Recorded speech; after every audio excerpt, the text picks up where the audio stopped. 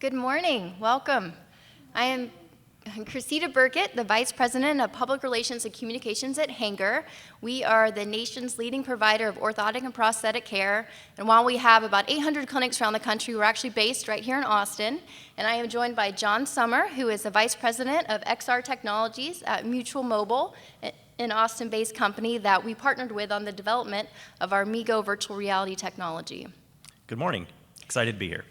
So we're really excited that you joined us for this hour. We are looking forward to talking about MeeGo VR. It's a virtual reality experience that we designed to provide hope and inspiration to those who have recently undergone an amputation or who might be facing an amputation. And this was really a passion project of mine, so I'm just so excited to share with you some behind the scenes of what went into the development and creation of this first of its kind experience. So I'd like to start by welcoming our other two panelists from the back of the room, Cameron Clapp and Pedro Pimenta.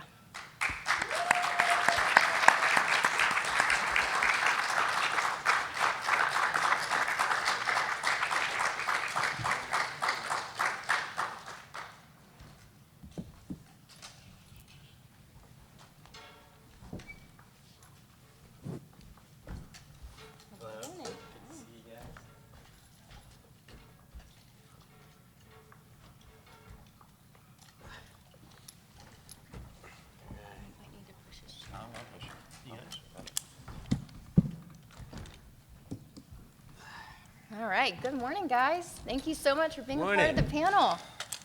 Thank you. All right, well, why don't we get started by you and Pedro briefly sharing your stories with the audience. So Cameron, you want to start us off? Yes. Hello. It's excellent to be here, everybody. And we all have a story, right? And mine goes way back when I was 16 years old. I was, a very active young man, right? I loved running and surfing, playing, all different types of sports as all-star athlete. And one night, fateful night, I had a traumatic accident, and I was hit by a train. And as you can see, I lost both of my legs above the knee and my arm above the elbow. And thankfully I survived. So I remember waking up in the hospital, and I was full of fear and insecurities. I had no clue, where my life would go to at that point in time. And, I was told that I would never walk again. So that was completely devastating to me. It was a huge setback because, I had not met another amputee. So I really didn't know yet what was possible. Shortly after that, I was introduced to people who were very instrumental in my recovery process, prosthetic experts at Hanger Clinic, to name one, Kevin Carroll, and many other people who helped me to learn how to walk again, live my life to the fullest, and gave me a lot of hope. So, with the help of Hanger Clinic, I was able to actually relearn how to, do the things I loved again, like running and surfing and swimming, as well as other activities that I hadn't done before. I learned how to downhill ski and do other things, and it's pretty awesome. Well, thanks for sharing that. Yeah. And I know you mentioned that you didn't meet another amputee for a while. Right. And so you didn't have that peer support in the hospital back in 2001. However, you had the opportunity to be an incredible mentor to Pedro from pretty early on in his journey. So Pedro, can you share your story with the audience? Yeah, absolutely. Good morning, everyone. Thank you for having us here. Thank you, Chrisita, John, and Cameron. My name is Pedro Pimenta, and my story starts back in Brazil, hence the accent. I was born and raised there. Like Cameron, very active kid, played soccer, Brazilian, all day. Skip school to play soccer. I'm kidding, but and that was my life. I was very active, very healthy, and same thing as a teenager. But unfortunately, in 2009, when I turned 18, I contracted a fatal form of bacterial meningitis, and that sent me into the hospital with less than 1% chances of survival. I spent 6 months there fighting for my life, and then finally I was able to leave, but at a price. I lost both my legs above the knees, like Cameron's, and then both arms right above the elbow, which makes it a very unique and complicated case when it comes to amputee rehabilitation. It's very tough. And to make things worse, doctors and experts will tell me that in my family, they'll tell us that if I could walk, that would be 10 steps, and I'll need crutches and all sorts of adaptations, and then I'll get tired and sit in a wheelchair, because for bilateral above knee, we tend to spend 200 to 300% more energy just to walk. And then also that I'll need a caregiver by my side at all times. And a year after that was true, I was in a wheelchair, gaining weight. My mom was my caregiver, and I was just not getting anywhere. So I tried several different clinics around the world, and I ended up in my last attempt in Oklahoma City at Hanger Clinic with the same guy, Kevin Carroll, that Cameron mentioned, and then I got to meet Cameron the first day. We spent a weekend together, and he drove me around town in his car and just showed me what was possible. And a couple of days with Cameron was worth more than thousands of dollars in therapy, just being there with him. So when you look at a guy like Cameron and myself, you see all this cool technology and devices and bionic arms and legs, but we tend not to think at first about this, our mind and our mindset and our motivation, and that's where peer support comes in, meeting someone like you, and in my opinion, peer support is a central pillar of amputee rehabilitation, and luckily nowadays, Cameron and I will get to go around the country and the world doing that to help others and paying forward. Thanks, Pedro. Thanks for sharing that. Thank you. So according to the Amputee Coalition, about 185,000 people lose a limb each year. So sit with that for just a moment. So if you were one of the 185,000 people who lose a limb this year, how do you think it would change your perspective and outlook if someone like Cameron or Pedro, two independent full-time prosthetic users, walked into your hospital room? Ideally, it would show you that there's hope and then there's life after amputation. So as we've heard already from Cameron and Pedro, the power of peer mentorship is incredible. So we know that, and we've been seeing virtual reality used in different industries for different applications, so we thought, let's create a peer mentorship via virtual reality. So we wanted to create an experience where the user could get into the world of Cameron and Pedro and see Pedro, for example, driving with 4 prosthetic limbs, or see Cameron, which we'll touch on a bit later, surfing or running or hiking. So we wanted to create that experience that folks could use whenever they needed it and wherever they needed it. So maybe it's 2 a.m. in their living room, or a hospital bed after they've awoken from a traumatic accident where they're coming to the realization that they've lost a limb, or maybe it's in a doctor's office where they're consulting on an impending amputation. So we wanted to create this experience that could be accessed whenever the person needed it, to provide that hope and inspiration and show that life goes on after amputation, and it doesn't have to be void of the activities that they once loved, or new activities that they want to try. So here's a brief video that explains a bit more about our concept of MeeGo VR. What is MeeGo? What is MeeGo? What is MeeGo? What is MeeGo? What is MeeGo? MeeGo is a 360-degree video introduction to new friends, designed to inspire and encourage the limb loss and limb difference community.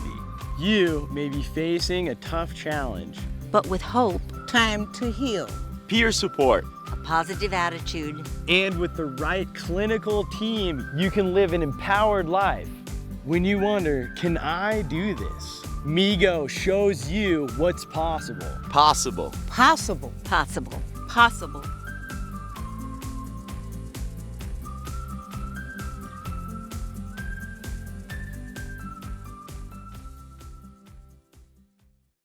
So we had a vision, we had an idea, but we had to get buy-in. So we met with our senior leaders and shared our idea, and we were so fortunate that we got really quick buy-in because our leaders, they know the importance of innovation, and they are committed that we are the most digitally connected company with our patients in our industry. So we got the green light, and we hit the ground running, and we ran really fast. So we started with getting some initial footage of Cameron just to get a feel for what activities translate well to a 360-degree environment. How much speaking should we include in our experience? How many point of view shots should we include in this final experience? So just figuring out all the different elements that's going to create a great user experience for our audience. Excuse me. So we got some initial footage with Cameron, so tying a shoe, cooking, going downstairs. So Cameron, he was on the other side of the camera, or I guess all sides of the camera, because it's 360 degrees. But he had not yet seen the experience in goggles, so we actually have a video from him seeing that footage for the very first time, and the reaction is pretty incredible, so let's take a quick look at that. Whoa! Oh, so we're Dude. in the dressing room. I'm tying my shoe right now. This is cool. Walking in my shoes, Hanger Clinic has empowered my potential, and they can empower yours too. Sweet! Dude, that was awesome! That was amazing. I freaking loved it, dude. Yeah, I'm really impressed with how that turned out.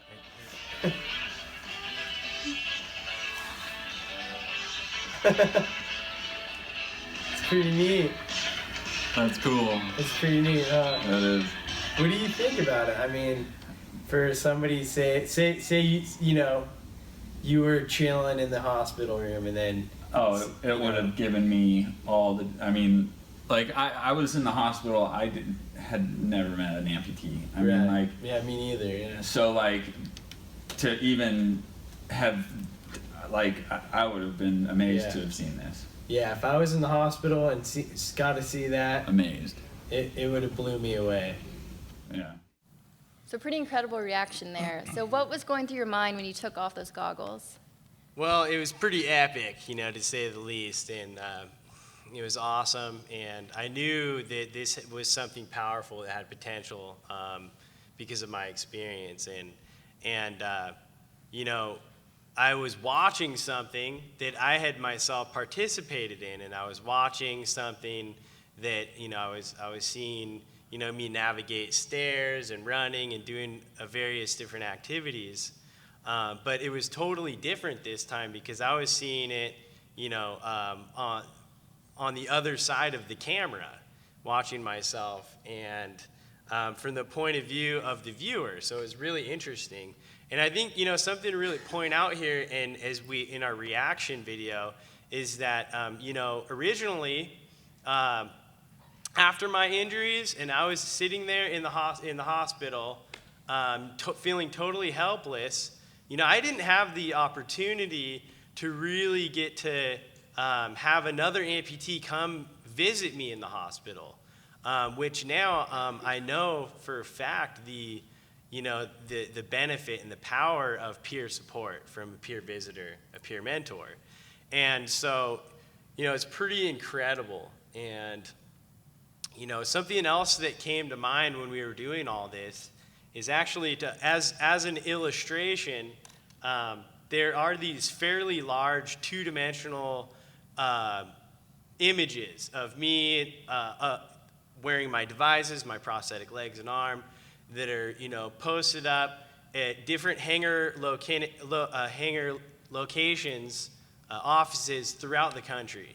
And time again, I've had people approach me at different events and really emotional, tears in their eyes, and they're thanking me because they saw the poster and they told me how much they felt inspired to go forth and achieve their own goals. And that was pretty amazing, to know that. And so to realize that, hey, literally like basically a portrait, right, that's up on the wall that could really have that effect on people, and understand that, you know, if it could inspire somebody that much, how much more could a 360-degree video inspire people? And that was kind of my mindset. Yeah, that's excellent. And when we saw the reaction from you and Matt, and we received feedback from other clinicians and amputees, it was overwhelmingly positive, and we knew we were on the right track. Yeah. So all along, we had a vision of creating a very diverse experience. We knew it was important to include folks at different ages and activity levels, amputation levels. It was important for us to have an experience that was as diverse as our patient population. And we also, it was so crucial to us that it felt real and authentic. So we traveled around the country, and we went to the participants' home. We featured 5 different participants, and we went to their home environments and went to environments that were true to them. So there's one part where we're gardening with someone, and another part where we're on a golf course with someone else, and then we're at a gym with someone else. So it was important that we had authentic experiences for our user. So there was a lot of different moving parts to this. So as I mentioned, we partnered with John and team at Mutual Mobile to help us figure out how do we include and create all these different elements to great effect. And one thing that was very important to us was the point of view shots. We really wanted the user to feel like they were living in that world, and they were doing these activities, and they were using the prosthetic devices so they could get a feel for what truly is possible. So John, can you shed some light and provide some insight on how we chose what shots to capture, and then how we actually filmed those shots? Yeah, absolutely. So as Christina mentioned, one of the main things we wanted to do is make sure that it felt authentic. So we didn't want things to look forced or contrived. So we looked at activities that each, Pedro and Cameron and Yvonne did naturally, like the things that were common to them. Pedro, we'll see a little bit later, was driving a car, so that was a no-brainer. We definitely wanted to make sure that we captured that. But POV driving a car may not have been as interesting, where Cameron surfing, from his perspective, might be a really good thing to look at. We looked at Joanne, who was gardening and doing golfing, and figured, well, some of that motion, like when she's putting, might be a little too complex and require people to have a little bit stronger constitution so that they don't get motion sick through that extra motion. So a lot of the POV shots that we picked were areas that the participant could be a little bit more stationary and controlled in their movement so that we weren't creating any discomfort for the viewers. We used a variety of different rigs to create to capture some of the videos. We used a chest-mounted rig that using a GoPro camera, so that kind of sat about right here. And we had to really work on some of the stabilization from their gait. When they walk, the camera can bounce left and right quite a bit, so we wanted to slow that down and make sure that we stabilize that to reduce any motion sickness. And then we did a lot of establishing shots, as you can see in some of those clips there, that we wanted to establish, like Joanne doing her crafts. We put a 360 camera just off to the side of her work area, captured that, and then did the first person where you can see her actually using her prosthetics to do some of the crafting. Yeah, great points. Thank you. And something that's very unique to this experience is the audience. So we had to really consider our audience. So the folks that would be viewing this might be in a hospital bed, they might be in a wheelchair, or they might be on prosthetic legs. So can you talk to how we thought through the audience and then made conscious decisions for this experience? Absolutely. The entire design of the app was done with potential mobility impairment in mind.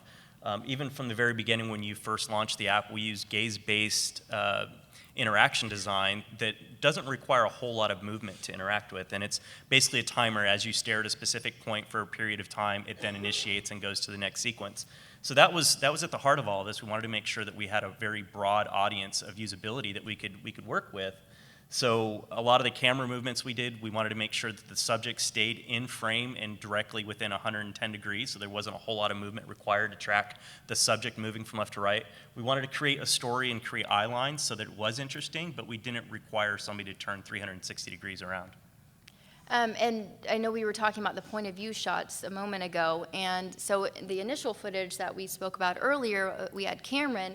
And I mean, it's, as you just saw Cameron and Pedro walking in, it's pretty powerful to see them just walking, but especially up or down stairs. So in the initial footage, we had Cameron walking down the stairs. It was a point of view shot, but we got feedback on that it did cause some motion sickness. So can you talk to how we were still able to include a stair shot and then how we filmed that? Yeah, so that was a process of elimination. We definitely wanted to capture it. I think, as you guys can see, when they walk and they're able to get around on their own, and they do it so elegantly, and it's groundbreaking. It's breathtaking. So we wanted to make sure that we captured that, and we realized again that motion of them walking down the stairs, like walking normally, their gait actually creates a lot of motion, and walking downstairs, it's exponential. So we set up a few different cameras around the staircase and allowed them to walk through it. We shot probably 5 or 6 different angles of that, and then stitched them together and finally got something that we felt was real impactful. We did a mechanical slider that moved the camera around behind a wall to create a little bit more suspense and a nice reveal. But ultimately, our goal was to make sure that we captured that moment, because it is really impactful to see them navigate those stairs the way that they do. Excellent. And I want to transition to you, Pedro. You've shared with me before about the difference in being filmed in 360-degree video versus traditional video. Can you talk a bit about that? Yeah, Cameron and I, we are always in front of the camera. We're used to that. We've been doing it for years. But there's a lot of difference between traditional filming and 360 filming.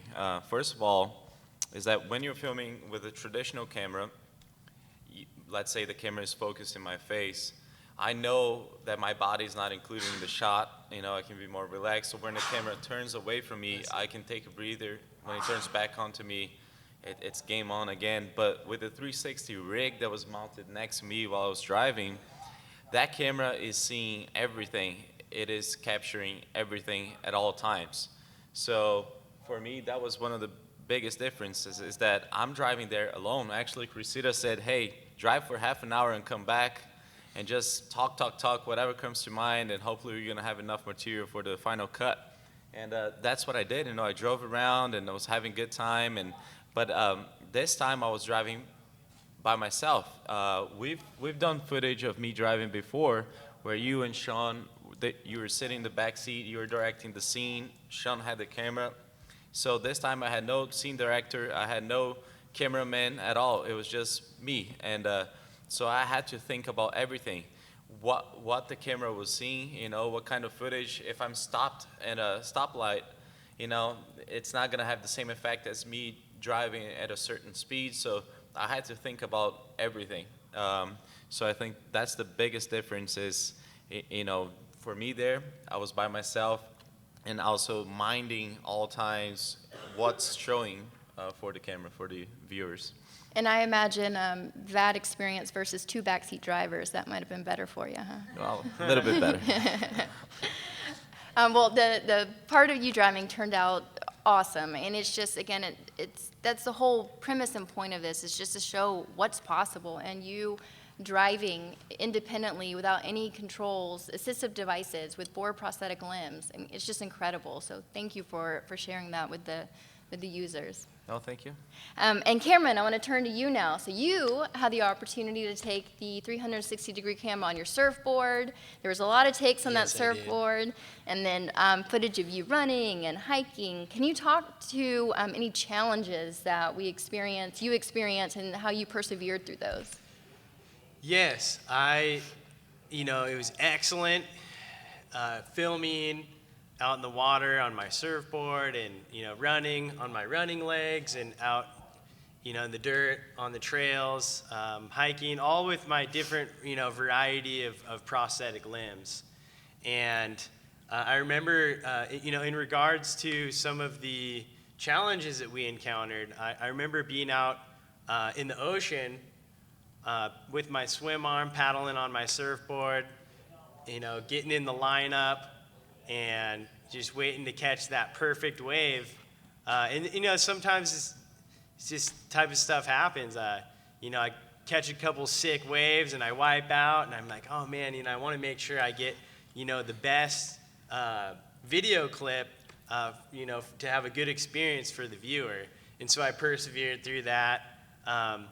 Additionally, I remember that at first there was some stabilization trouble with the camera being mounted on the surfboard, and it was bouncing around. And I knew that footage would be useless for the needs that we required. So I know John can talk a little bit more in detail about that here in a minute.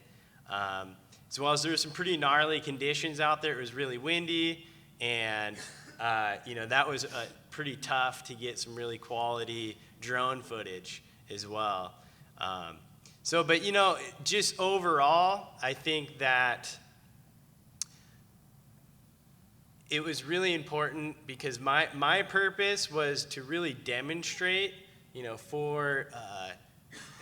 for the viewer, the best possible immersive experience for the viewer. Some of the activities that I myself am really passionate about, because life is all about living and thriving, and doing those things that give you purpose in life. So I think the message is that hopefully for me, I hope that people they can see this and they can have a positive takeaway to where they are inspired to do the things that they want to do, and to really get out there and pursue the things that they themselves love, and that they're passionate about themselves. Well, you did such a great job persevering and making sure you got those shots, and we're so appreciative of your commitment to a great user experience to really show people what truly is possible. I remember being on the shore with you, and you caught a long right and rode for what felt like days, and we were literally jumping up and down on the shore cheering because we knew we got some great footage. So thank you for catching that perfect wave. That was a pretty epic wave. Yeah. I think I saw maybe part of it in the video Yes, over here. yes. So, John, we were very determined to get those surfing shots, and we ran into some challenges early on, but we knew there was a way to do it. So can you talk about how we made that happen? Yeah, I think determined might be a little bit of an understatement. The day that we shot, the first day, was incredibly windy. I think we were getting gusts up to 25 miles an hour, and the waves really weren't that big, but there was just a lot of them, and poor Cameron. Like he was freezing. I know it was a freezing cold day. I was freezing standing on the shore, and he was out there, let's just get another wave. I'm like, oh, man, all right. So he kept going out, and finally we got him back in. So we ended up scheduling a second shoot to go out and capture these epic waves that Cameron was surfing. One of the biggest challenges that we had was the mount. We wanted to get that super stable on the board, and Cameron was gracious enough to allow us to drill a nice big hole through his board to mount the camera through. And once we did that, we were set. We were golden. We got some really good shots. And then we brought out a drone to the second shoot, knowing that maybe we were going to have some stability problems on the surfboard. I mean, it is water and things are rocking, and again, being sensitive to that motion sick phenomena that we get in VR. Being able to have a drone out there, we mounted a GoPro Fusion camera, which is a 360-degree camera, to the bottom of an Inspire drone from DJI, and we flew that out back and got a bunch of great passes on him surfing. So we got a few different points of view there, and I think all in all, a testament to the perseverance and the abilities that this technology allows somebody to do. So great job. I had a lot of fun out there. It was one of the better days of shooting, I think. Excellent. Yeah, for those of you familiar with our company, Hanger Clinic, we fit a tail on we fit a prosthetic tail on a dolphin. So we knew if we could get a prosthetic tail on a dolphin, we could get a camera on a surfboard. So we persevered and made it happen. So thanks for your commitment, John, to getting those shots too. Yeah, thanks, John.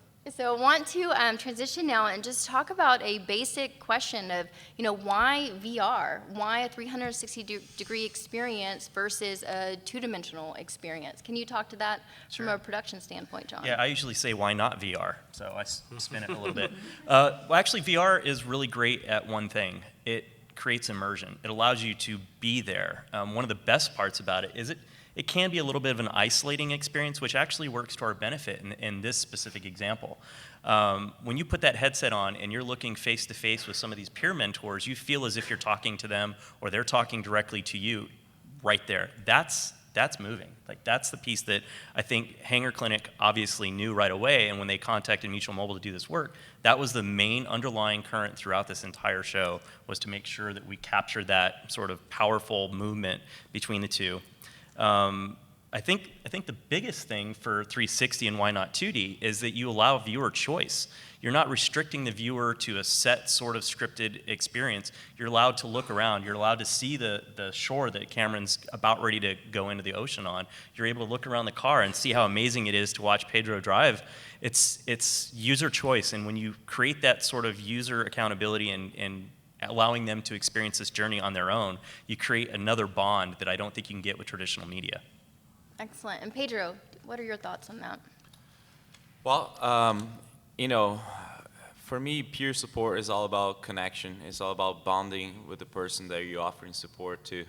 And then let's say, I will give you an example. We have an event every April or May in Oklahoma City called the Bilateral Boot Camp, where we bring amputees who suffered bilateral above knee amputations from all over the world, and they come there to Oklahoma City, and we do a hardcore training where Cameron and I even demonstrate how to fall, on the ground. So let's take that. You can be there and watch Cameron and I falling on the ground and being there in person, or you can watch that on your phone or your iPad in a 2D experience. I think the VR sits right there in the middle, but it's actually closer to being there than the 2D experience. So it's all about the peer support and creating that connection, looking the person in the eye. It makes a big difference. Another thing is, taking it as example, my driving scene, I'm talking the whole time. I love to talk. And then you can be staring at my face as I talk, but you are the director of the scene. You can just as well look at my legs as I go from the gas and the brake, which I think is pretty cool and inspiring for an amputee to see that, hey, I can drive with my prosthetic leg, and you can see that. And then you can go back to me and look at my arms as I make a U-turn, or you choose where your attention goes to. I think that's a big deal as well. But certainly I think the biggest part is being there, being present, and creating that emotional connection. I think it's way more immersive, and hence the choosing for the technology. Excellent. And Cameron, anything to add to that?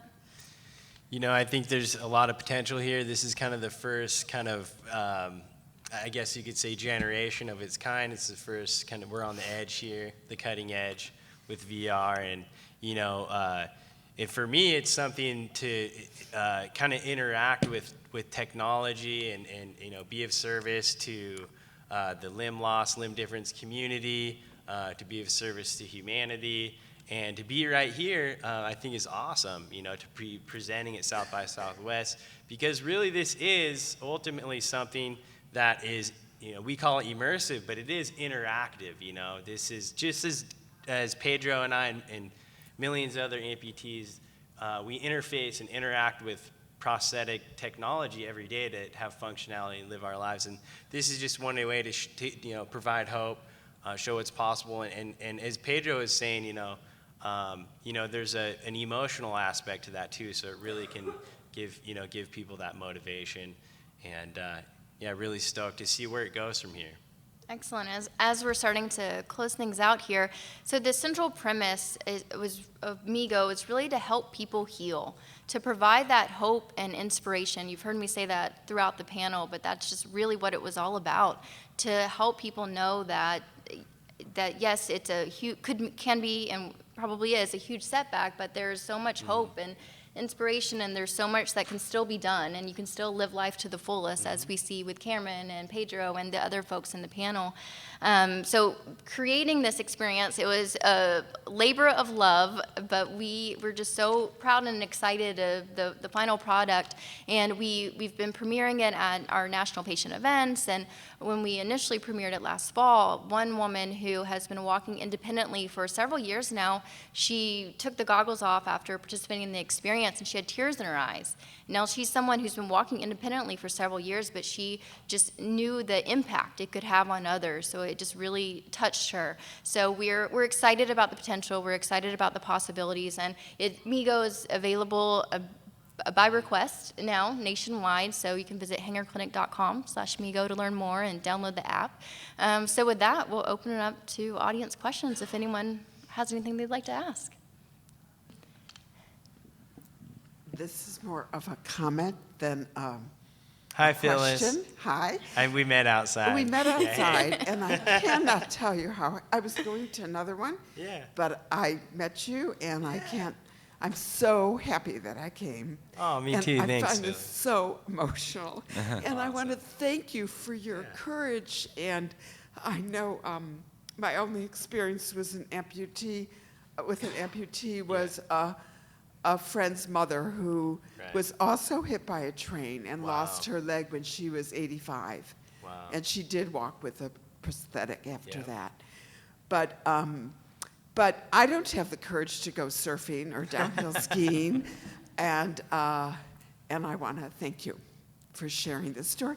And I hope you could share it broadly. This Right. should be, have you ever gone on television, on news shows or something, to share these stories so that people could be aware of your product? Yes, certainly. So Cameron and Pedro and we. Thank you, Phyllis. Yeah, thank you for that. But we're folks like Cameron and Pedro and all the patients we get to work with. They're just so incredible, and they want to share their stories to help inspire others. Because, like we've heard from Cameron and Pedro, just that showing that what's possible. So yes, we've definitely worked with media outlets nationally, locally to help get those stories out. Certainly. And May I add to that? yes, of course. At Hanger, we have the largest peer support network in the country and probably in the world. We have over 1,100 volunteers that go out and provide hope for amputees in person. And we try, and the capillarity is amazing. Like you can go like in Nebraska, there's going to be a bunch of people there.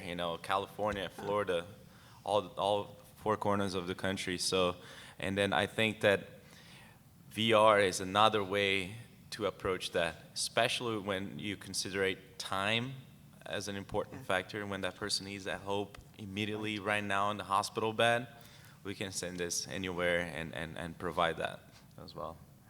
Thank you. Thank you so much. Thanks, Phyllis. Hey, so I have a quick question. I love the use case for kind of what it is, the peer support and the introduction, and I'm just wondering if you have plans beyond that to do instructional, or if there's episodic, a series of content that you would publish. Are there any plans for anything like that? Yeah, great question. So we really think the possibilities are endless. And to your point, we definitely think there's a good opportunity for how-to. So that's some of the feedback we're receiving is folks they're loving this and they want more. And they want to know, okay, how do we don and doff a prosthesis? What to expect when going into a clinic to get fit with a prosthetic limb. So we definitely think the possibilities are endless for sure. Yeah, which in the big picture for each individual, there are many factors to consider, and so taking that into account, there's so many opportunities. But one came to mind. I remember early on learning various different tasks and how the leg functions. But I'm thinking, going downstairs is pretty tricky, and you got to learn the right techniques and how to perform just right to get the knee to react and respond the way you need it to, so you don't just trip and fall down the stairs.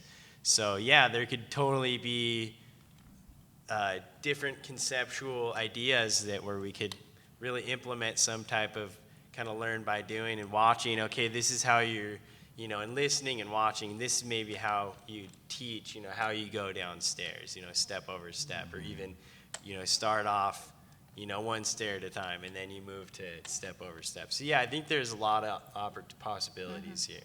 You got my gears turning there. Yeah, last year we ran a campaign called Amputee Life Hacks, where we asked people from all over the world to record them doing cool things, like to teach each other tricks and tips and how to do things. Cameron showed how to open a banana with one hand. But my favorite was how to do a man bun. Yeah, he did a man bun. My hair is long. Yeah. Put it in a man bun. He nails I it. showed my hotel key / credit card wallet right here. Cannot wear this in Brazil for obvious reasons. But I think that could be a great application as well for VR, maybe, to the how-to videos for sure. Yeah. Great. Excellent. Anyone else? Do we have one? I had a question. I was wondering, is there any focus on building training for potential caregivers as well? Because it's obviously a big impact to people who, the near dear ones as well. So I'm just kind of curious to see how people is there a roadmap for that, and how's some of that stuff happening? Sure, and it's interesting that you asked that because a lot of the feedback we've been receiving is from caregivers who are participating in this experience, and they're overwhelmed by getting to experience life as an amputee, essentially. So it's been really helpful for them to understand what their partner or their child or whatnot's going through. So yes, I really think the possibilities are endless. It's figuring out which to tackle first, but I think that's a great application as well, something specific to caregivers. Anything to add, Cameron? Yeah, I think it's very inspirational for the individual who's going through limb loss or limb difference, and as well as the family members, right? And really getting everybody in the support system motivated, not just the user, but as well, that team extends out to the caregivers and stuff. So that's something that I think is very important to look into. Yeah. Anything to add? Well, amputation, it doesn't just happen to the person that got amputated. It happens to the whole family and friends. It happened to my family and my friends. They were very impacted, and this was a huge motivation for me to overcome it because I wanted to see my parents retiring and taking it easy, and enjoying life again after this traumatic experience. So a lot of the events that we have guided towards peer support, we do the parent session or the sibling session as well, caregiver session, so they can support each other as well, because like I said, it's something that everyone needs to be involved, everyone needs to buy in. So there are a lot of applications certainly for family members and caregivers. Yes. Yeah, hi. Mine is more a comment, and it kind of segues off of what Pedro just said. So my friend had blood clots, and it came down to she had her right foot amputated, and she entered, and she had some other hospital things going on with her heart. So she was like in the hospital for a month, got out, went back for 2 weeks, and that's when they did the amputation. And then, her friends were around her husband, but she entered this dark period that I didn't know how to pierce. And so all I could do was be there. Well, thankfully, she came out of that, and now she's getting fit for prosthetics. So anything you can do to help someone in that dark period would be overwhelming, I think, for that person. Thank you for that. Yeah, I think you hit on a good point, because when you're down and you're maybe in the worst time of your life, you're really in a dark place, this experience might just be a little crack of light, shining down to give you some hope and some truth that, hey, there is life to live, going through this process, and there's a lot of life to live after that. So I'm glad to hear that your friend is now kind of getting through that initial hurdle and getting over that barrier and getting fit and, getting on with their life. So let us know, afterwards if we can help in any way. Okay. If there aren't any other questions, we'll wrap up. But as I mentioned earlier, this is a passion project for a lot of us, and we so appreciate you spending your hour with us to learn more about it. And hangerclinic.com/MeeGo if you want to download the experience or get more information. So thank you so much. Thank you.